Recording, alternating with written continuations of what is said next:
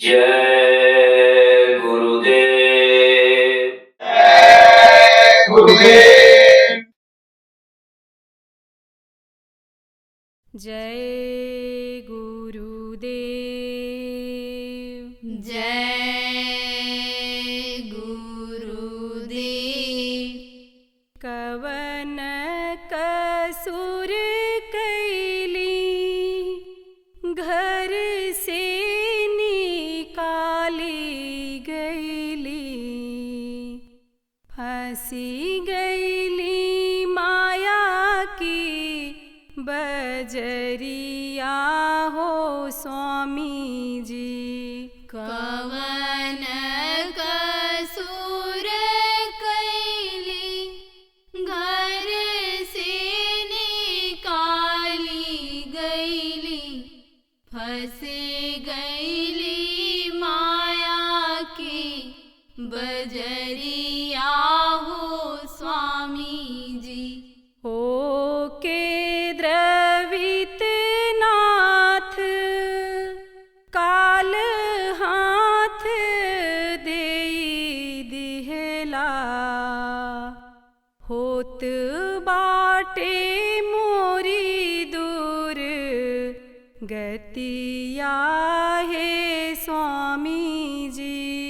हो के द्रवित नाथ काल हाथ देई देहला, होत बाटे मोरी दूर गतिया है स्वामी जी। जनमत मरत कितने युग बीत गए, भूली गए अपनी नगरिया हो स्वामी जी। जनमत मरत कितने युग बीत गए, भूले गए अपनी नगरिया हो स्वामी जी। मानुज के रूप धरी हम सबके बीच आए, फिर से चेताया वतनवा हो स्वामी जी। मानुज के रूप धरी हम सबके बीच आए, फिर से चेताया वतनवा हो स्वामी जी। कैसे के चली स्वामी अपने वतनवा हो, पग पग काल भरमवा हो स्वामी जी। कैसे के चली स्वामी अपने वतनवा हो, पग पग काल भरमवा हो स्वामी जी।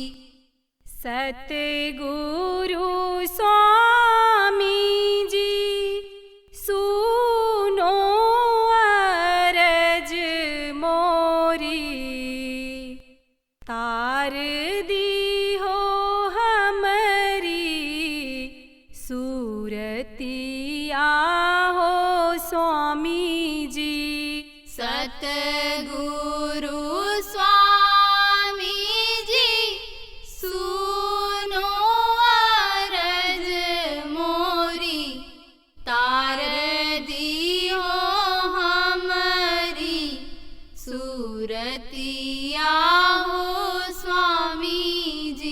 कवन कसूर कैली घर से निकाली गईली, फंसी गईली माया की बजरिया हो स्वामी जी। कवन कसूर कैली घर से निकाली गईली, फंसी गईली माया की बजरिया हो स्वामी जी। जय गुरुदेव। जय गुरुदेव।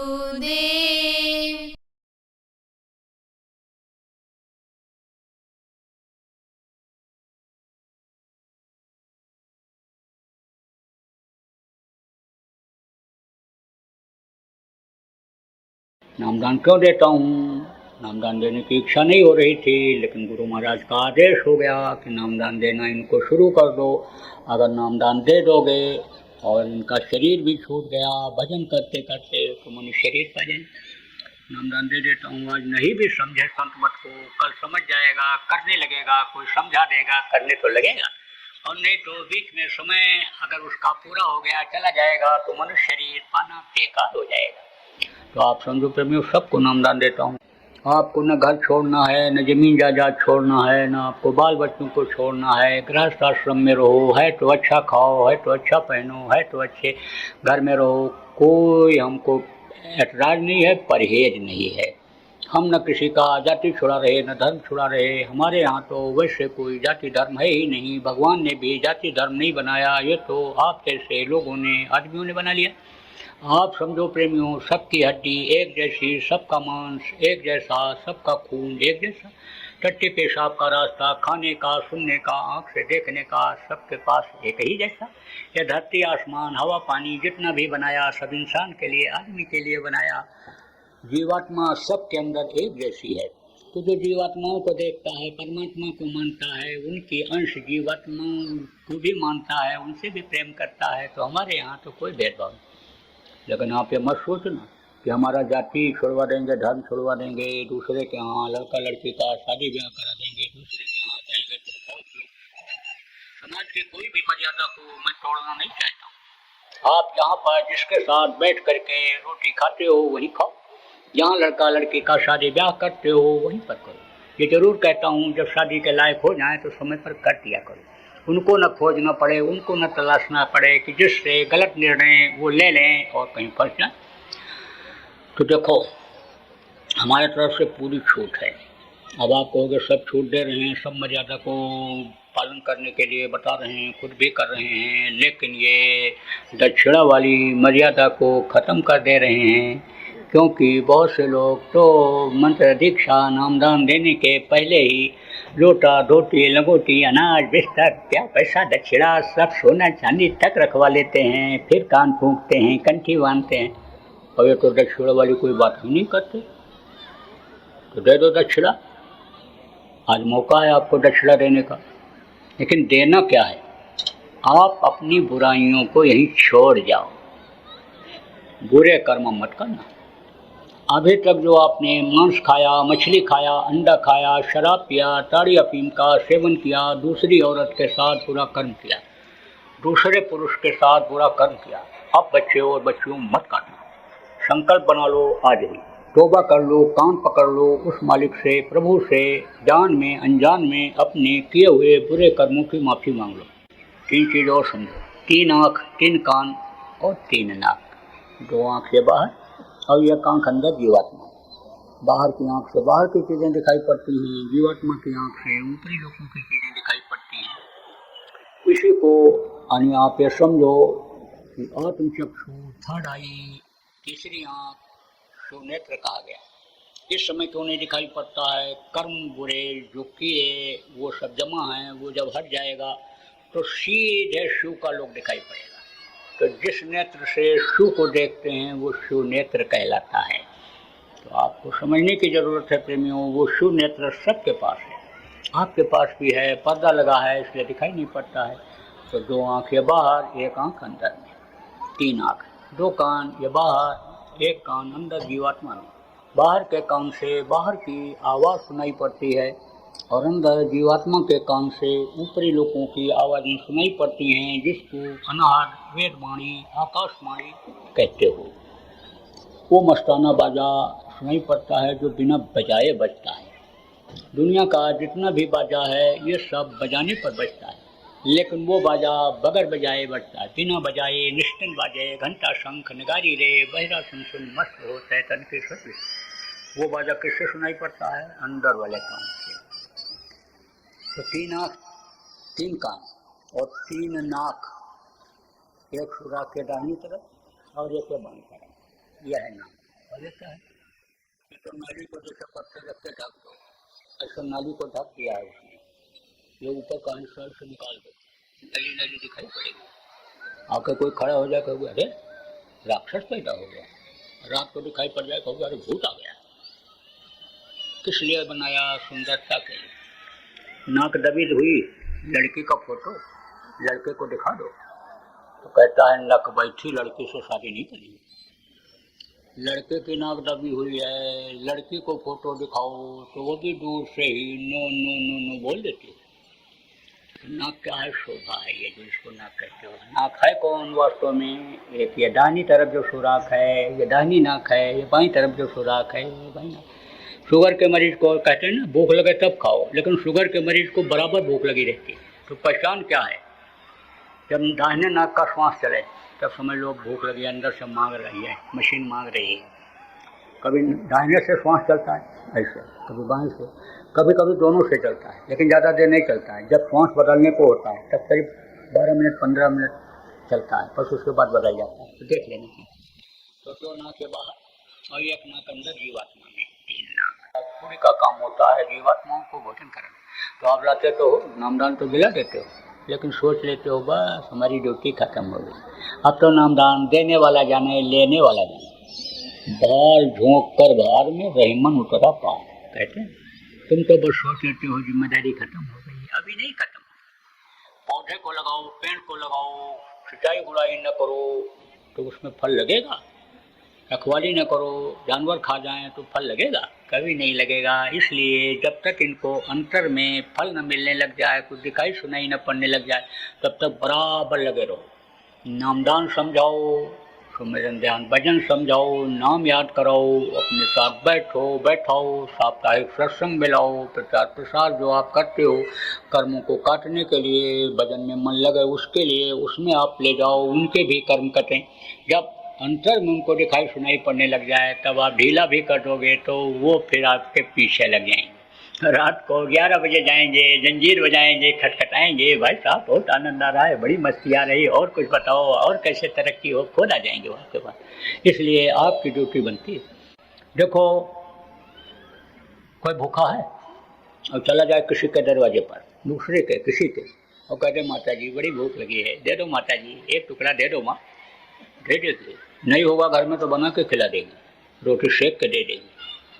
और अपनी माँ को ही कहो, ए मेरे पिताजी की पत्नी, ए मेरे डैडी की वाइफ, रोटी दे लो, रोटी देगी कि थप्पड़ देगी? तो सम्मान दे करके सीख लो, ले लो, छोटे बन करके आप सीख लो प्रेम और करना शुरू कर दो। ऐसे तो अभी आपको यहाँ लोग समझाएंगे, बताएंगे, लेकिन कोई ज़रूरी नहीं है कि भारी संख्या में आपको सब लोगों को वो समझा ही सकें।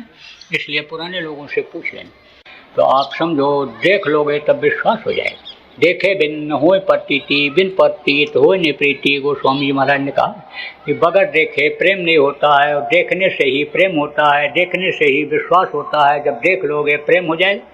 तो प्रेम में कोई किसके लिए क्या नहीं करता है, तो खिलकर सब उसी की है, दुनिया उसी की बनाई हुई है, वो मिल जाएगा। तब आपको इस पापी पेट के लिए गुनाह करना पड़ेगा, दीन धर्म को आपको बेचना पड़ेगा, कभी भी नहीं। फिर तो जो इच्छा कीनी मन माही है, प्रताप का दुर्लभ नहीं। जिस चीज़ की इच्छा करोगे वो चीज़ पूरी हो जाए, दीन भी बनेगा, दुनिया भी बन जाएगी। अभी तो मन नहीं कहेगा ध्यान लगाने को, अभी यह मन कहाँ लगा हुआ है? देखने में इसको जहाँ रस मिल गया वही दिखवाता है, सुनने में गाना बजाना हो, चाहे किसी की निंदा बुराई हो, उधर मन लग गया तो वही सुनना पसंद करता है, उधर लगा हुआ है, उधर रस ले रहा है। जब ब्याह के स्वाद के रस में इश्क में लगा हुआ है, मस्त है। जब इधर से हटाओगे जीवात्मा के साथ ऊपरी लोकों में जाएगा, ऊपर का रस जब इसको मिलेगा खूब लगवाएगा। फिर तो जहाँ काली बैठोगे वही मन कहेगा निकलो, चलो ऊपर चला जाए। ये इंद्रियों के घाट का रस ये तो तीखी मिर्ची की तरह से लग रहा है, बड़ा दम घुट रहा है, बड़ा खराब लग रहा है, बड़ी बेचैनी हो रही है। यहाँ ऊपर चला जाए, वहाँ का रस पिया जाए, वहाँ का आनंद लिया जाए, अमीय रस पिया जाए, खूब लगवाएगा। लेकिन शुरू में इसको मनाना पड़ेगा, अभ्यास आपको करना पड़ेगा, बढ़ाना पड़ेगा। बराबर ध्यान प्रेमियों इसी तरह से लगाते रहना। आज से ही ध्यान लगाना शुरू कर दो। तो देखो 2021 का साल ये बहुत ख़राब है, 2020 से ज़्यादा ख़राब जाएगा ये। इसमें बीमारियां बहुत बढ़ेंगी। देखो कोरोना भी कुछ शांत हुआ था, अब बढ़ रहा है, तो बड़े होशियारी से रहना है, नियम का पूरा पालन करना। देखो जान करके कोई गलती न बनने पाए, नहीं तो आपको भी हो सकता है, किसी को भी हो सकता है। जैसे किसी के कीचड़ लगा हुआ है, शरीर में मैला लगा हुआ है और उससे छू जाओगे तो लगेगा तो आपको भी। इसी तरह से मान लो कर्मों की ही सजा आप मानते हो इसको, जो सत्संगी हो, तो उससे तो थोड़ा सा आपको बचाने की ज़रूरत रहती ही है, इसलिए सावधानी रखना है। अभी देखो ये बीमारियां कुछ नहीं आगे आने वाली, इसलिए बड़ी होशियारी से रहना है। देखो बच्चियों, नियत से बरकत होती है, तो आप बहुत सी ऐसी हो जो चुटकी निकालती हो। आटा बनाओ तो एक चुटकी आटा निकालती हो, दाल बनाओ तो दाल निकालती हो। आपने आजमाइश करके देखा, 5 आदमी का भोजन बनाए हो, 6वां आ जाए वो भी खा जाता है। ऐसे आप निकालते रहो। और ये जो भंडारा चलाते हैं, जगह जगह पर गरीबों को, असहायों को बनाकर खिलाते हैं, उसमें ये चुटकी अपना दे दिया करो। बराबर प्रेमियों, खिलाने का ये काम, भंडारा चलाने का आप लोग करते रहो। और देखो बच्चियों, आप अभी खाना बनाती हो, भोजन बनाती हो, खाती हो, खिलाती हो। अब आज से आप उसको प्रसाद बना करके खाया करो, खिलाया करो। प्रसाद कैसे बनेगा? जब आप जय गुरुदेव नाम की ध्वनि भोजन बनाने के बाद बोल करके और फिर प्रसाद बनाओगी, खाओगी, खिलाओगी, तब उसका असर देखना। प्रसाद बन जाने के बाद प्रसाद खाने का जो लाभ और असर आपको महसूस होता है, उसको आप करके देखो। प्रसाद बना करके जय गुरुदेव नाम की ध्वनि बोल करके फिर अब आप खाया करो और खिलाया करो। बच्चों की भी आदत डालो, अन्य लोगों की भी आदत डालो। सुबह जब उठें जय गुरुदेव नाम ध्वनि बोल करके उठें। रात को सोने से पहले चाहे अंदर में चाहे जोर से जय गुरुदेव नाम की ध्वनि बोल करके और फिर सोएं। आदत डालो इसकी। बराबर जो भी आप लोग यहाँ पर गौशाला में चारा नहीं है, चारा डालते हो, चारा डालने की सेवा, ठंडी में कंबल वगैरह जो आपने बांटा, ये सब जनहित का काम प्रेमियों करते रहना। साप्ताहिक सत्संग जो आप करते हो, साप्ताहिक सत्संग में आप आते जाते रहो। जो नहीं आते हैं उनको भी बुलाया करो। समय परिस्थिति के अनुसार आप साप्ताहिक सत्संग में प्रेमियों शरीक हुआ करो। और मासिक सत्संग जो आपका चलता है, गोष्ठी चलती है, बराबर उसी तरह चलती रहे। गुरु महाराज के काम को, नाम को आगे बढ़ाने में प्रेमियों सब लोग लगो। आप तो आर्थिक सेवा करके धन को अपने बढ़ा लेते हो, समय को आप सेवा करके यानी समझ लो कि शरीर के कर्मों को काट नहीं पाते, इसलिए कुछ शरीर से भी सेवा आप करना सीखो। शरीर से ही अपराध ज्यादा होते हैं, इसलिए शरीर से सेवा करके कर्मों को आप काटो। बगैर कर्मों के कटे यानी समझो आप अपने लक्ष्य को पूरा नहीं कर पाओ, इसलिए बराबर इस बात का ध्यान रखना। हो सके किसी की मदद कर दो, बुरा मत चाहो। आप हमेशा परोपकार की भावना रखो, हर जीव पर दया करो, रहम करो। सबके अंदर उसी मालिक की रूह है। ऐसा कोई काम प्रेमियों आपसे नहीं होना चाहिए कि एक बूंद भी, चाहे पशु का हो, चाहे पक्षी का हो, चाहे आदमी का हो, खून धरती पर बहे।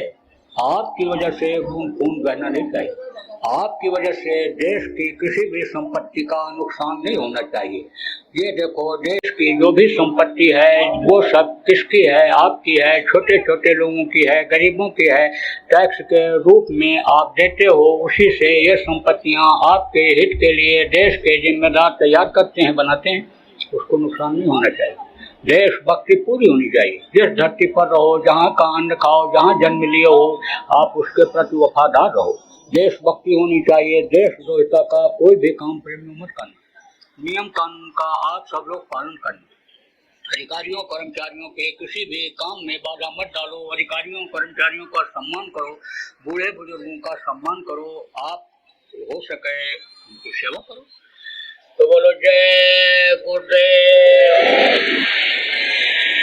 बराबर जय गुरुदेव नाम का प्रचार होना चाहिए, नामधुनी जगह जगह होनी चाहिए कि जिससे मुसीबत में लोगों को फायदा मिल सके।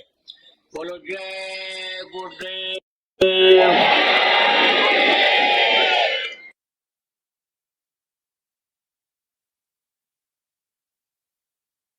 तो प्रेमियों, कैसा मन नहीं लगता है, मन किधर जा रहा है, उस पर विचार करो।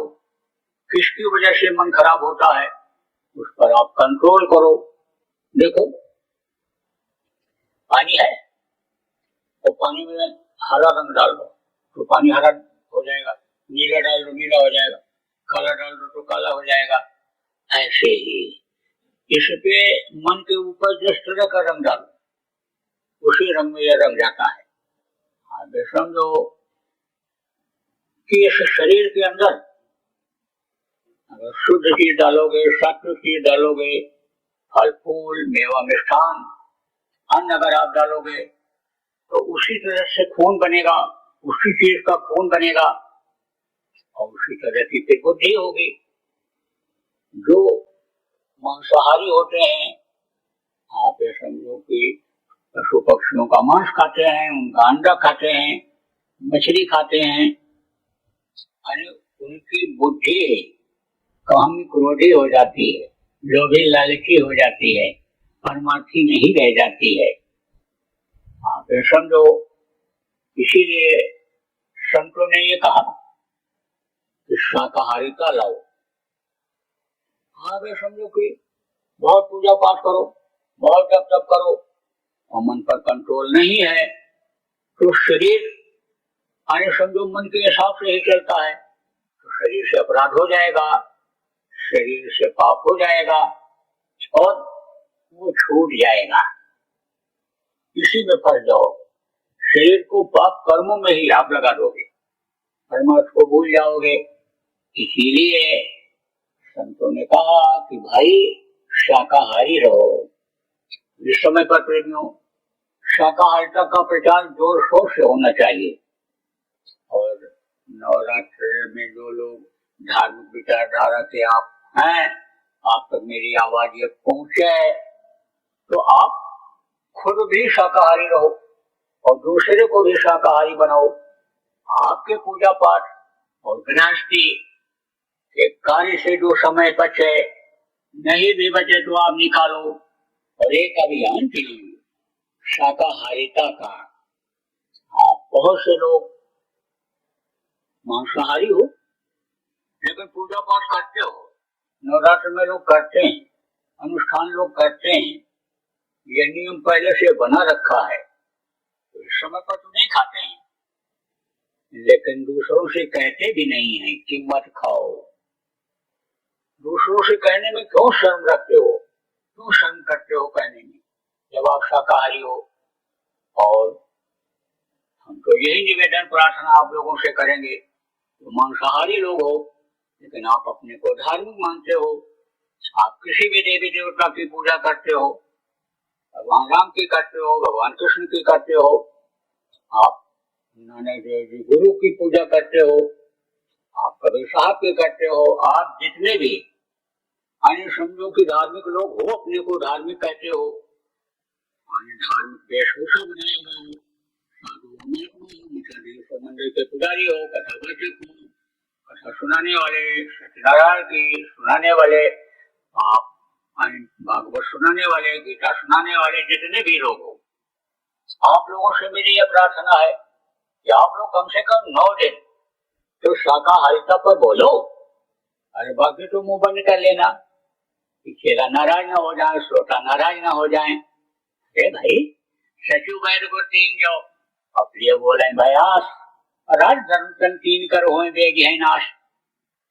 अगर राजा का मंत्री मुंह देखी बात करे, राजा को सही दिशा न दे, सही सलाह न दे, तो समझ लो राज खत्म हो जाता है। वैद्य अगर मरीज के मन के मुताबिक खाने को बता दे, तो मरीज तो जो चीज नुकसान करने वाली होती है वही मांगता है, उसकी इच्छा वही चीज खाने की होती है, तो मरीज मर जाएगा। परहेज अगर नहीं बताएगा वैद्य को, नाश हो जाएगा शरीर का। सचिव वैद्य गुरु, और जो गुरु का काम करते हैं, जो उपदेश करते हैं, जो बताते हैं, समझाते हैं, सच पतलाते हैं, धर्म कर्म सिखाते हैं, आत्मा परमात्मा का कल्याण का रास्ता बताते हैं, कराते हैं, वही लोग अगर समझ लो मुंह देखी बात करने लग जाएं कि जैसा लोग चाहते हैं उसी तरह से बता दो। और कहता कि मैं बड़ा पापी हूँ, मांस खाता हूँ, मछली खाता हूँ, अंडा खाता हूँ, शराब भी पी लेता हूँ, चोरी व्यभिचार भी कर डालता हूँ, बड़े आदमियों का साथ है, बड़े बड़े नेताओं का साथ है, बड़े बड़े अधिकारियों का साथ है, और मुझको ये सब करना पड़ता है। तो महाराज हमको कोई ऐसा उपाय बता दो, ऐसा मंत्र दे दो, ऐसी दीक्षा दे दो कि हमारा ये भी चलता रहे और वो भी चलता रहे। तो आप अगर ये जो गुरु का काम करने वाले आप लोग हो, आपने अगर उसके मुंह देखी बात करी, बोले कोई बात नहीं है, समझो उसके पाप से आपको दबना पड़ेगा, कर्मों से दबना पड़ेगा। और अगर आप समझ लो कि उसको समझा दोगे, भाई अभी तक जो हुआ सो हुआ, अब मत करना, अब ये बुरा कर्म छोड़ दो, और उसने अगर छोड़ दिया, और आपके अंदर अगर आध्यात्मिक शक्ति नहीं है, ताकत नहीं है, आप उसकी गलतियों को माफ नहीं कर सकते हो, और आपने अपना समर्थ गुरु बना रखा है, तो आपके गुरु उसका माफ करेंगे। मोटी बात आप ये समझो कि हड़ताल, तोड़ फोड़, आंदोलन, धरना, घेराव से दूर रहना चाहिए आपको। जितनी मेहनत आप उसमें करते हो, रेल रोकने में करते हो, सड़कों पर बैठ करके सड़क को जाम करने में मेहनत करते हो, उतना मेहनत अगर खेती में करो तो उपज बढ़ जाएगी, सम्मान आपका बढ़ जाएगा। आपका अन्नदाता नाम रखा गया है, अन्नदाता आप कहलाओगे, फिर आंदोलनकारी नहीं कहलाओगे, फिर आप हड़ताल वाले आदमी नहीं कहलाओगे, आपकी इज्जत प्रतिष्ठा बनी रहेगी, अन्नदाता आप रहोगे। जवानों की जिंदगी बर्बाद हो जाती है किसमें? उन्माद में कि हमारा ये यूनियन है, सबसे ऊंचा हम तो चाहेंगे करा लेंगे, सरकार से जो चाहेंगे करा लेंगे। सरकार की भी मजबूरी रहती है, उस मजबूरी को भी आपको देखना चाहिए। यही देखना चाहिए कि कितना ये क्या कर सकते हैं, वो आपको देखना चाहिए कि ये क्या कर सकते हैं। जितना कर सकता है वही तो करेगा। एक बाप के 4 बेटा हैं और चारों को उसको देखना है, परवरिश करना है, व्यवस्था को घर के बनाए रखना है, आए गए का स्वागत सत्कार भी करना है, और आपको सम्मान प्रतिष्ठा भी बढ़ा करके आपके बच्चों को, परिवार के बच्चों को यानी समझो आगे बढ़ाना है। तो कैसी हो सकती है ये बात? इसलिए ये सोचने और समझने की जरूरत है। ज्यादातर देखो हम ये देख रहे हैं कि जो आंदोलनकारी होते हैं, जो हड़ताल तोड़ फोड़ करते हैं, आगजनी करते हैं, वो कौन होते हैं? युवा होते हैं। उनको आगे झोंक देते हैं, उनकी जिंदगी बर्बाद हो जाती है। लाठी पड़ा, आप ये समझो सुरक्षा की जिम्मेदारी जिनकी है, चाहे वो घर के ही अपने बच्चे हों और भर्ती हो गए हों पीएससी में, पुलिस में, लेकिन जब अधिकारी का हुक्म हो जाएगा, शासन का हुक्म हो जाएगा कि लाठी चलो, तब वो ये देखेंगे कि हमारा बाप बैठा है यहाँ हुक्का पी रहा है बैठ करके, कि हमारा भाई बैठा है, वो तो लठ मारेंगे ही। पलता है जब हाथ टूट गया, पैर टूट गया, जिंदगी बर्बाद हो गई। इसलिए इन सब चीजों में मत पड़ो आप। जय गुरुदेव। सरकारी व गैर सरकारी अनुदान के लिए बिना सत्संगियों के सहयोग द्वारा जनहित के कार्यों में लगी हुई बाबा जय गुरुदेव धर्म विकास संस्था का मुख्यालय पिंगलेश्वर रेलवे स्टेशन के सामने मक्सी रोड, उज्जैन, मध्य प्रदेश में है। यहाँ पर सत्संग व नामदान का कार्यक्रम होता रहता है। अतः आप श्रोताओं से अनुरोध है कि बाबा उमाकांत जी महाराज के आश्रम उज्जैन एक बार परिवार सहित जरूर पधारिएगा। आपके सुझाव के लिए व्हाट्सएप नंबर 9575600700। जय गुरुदेव।